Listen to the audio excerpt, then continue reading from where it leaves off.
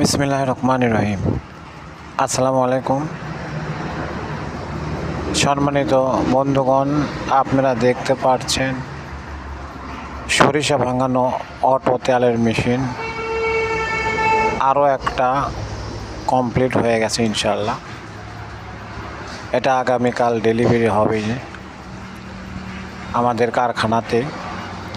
আমাদের কারখানা ঠিকানা new viva engineering workshop, Erulia high school, Bogura.